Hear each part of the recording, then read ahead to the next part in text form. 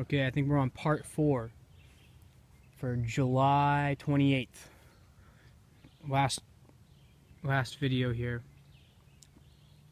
So reseeded these with what did I do here? I think I did lettuce in this one.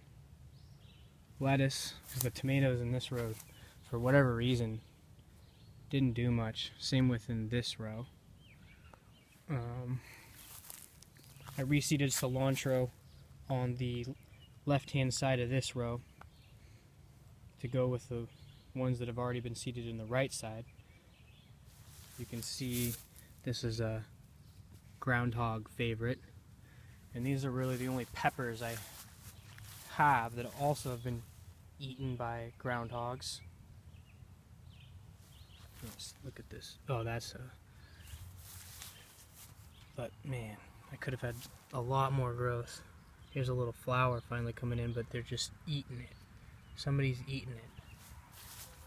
Pissing me off, man. These tomatoes I put in cages. They're gonna keep growing and then I'll string them up. There's our prized pepper here. Really the only one that did much of anything.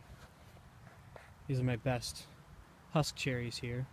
Hope they keep growing. And then corn, beans, and squash. 3 sisters. I'm not... Just by looking at what other people's gardens look like around here, you can see there's a couple of good ones, but overall the growth I'm not super pumped with. Not great. I think it has to do with when these corn roots go down. I put a little bit of compost in there, but it's not enough. They need a deeper loam, deeper nutrition deeper in the soil and more of it. The beans too, they've been like eaten by the groundhogs. Some of them look okay, but I still don't really have any pods. One of the ones over there, I see some pods, but I still don't have much for that. Cool color of flowers on these ones. I'm not sure which bean that is. It's putting out that nice red flower, but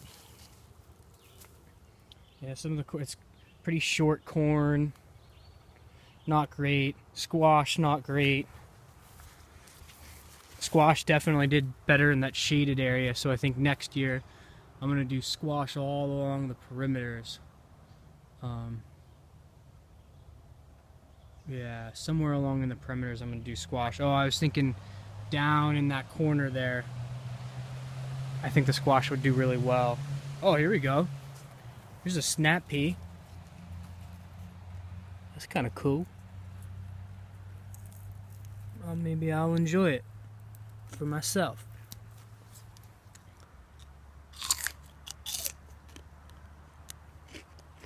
Pretty good. Should have picked it a little bit sooner, but nice and sweet. See some squash coming in. Yeah, variety of squash.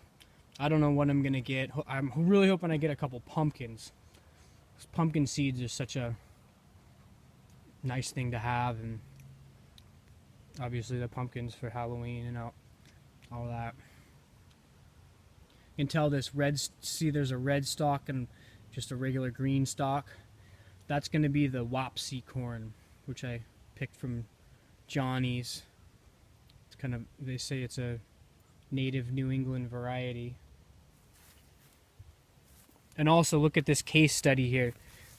These parts, this whole area here, I put 3 scoops of the composted 3 scoops of compost all in here, and you can see the growth there. And then look right over here in these couple rows, I didn't put any of that compost, and just, you know, look at the difference. Seeded the same day,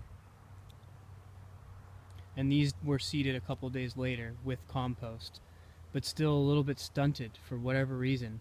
Well, the one difference is I really did a good job of watering this area as soon as I seeded, but this area I didn't as much. Perhaps that's the difference. I would expect this to be growing a little bit better. And this is the spot where pretty much all the beans and corn were eaten, but the squash and all the gourd types are looking good. There's a decent sized zucchini there, which I'm gonna save since that was the earliest one. I really want early varieties as much as possible. So I'm gonna save that for seed. And the last thing I'll show is our compost pile. Wood pile, compost pile. Just throwing all the grass over here and the other organic matter that we get a hold of and putting it right over here.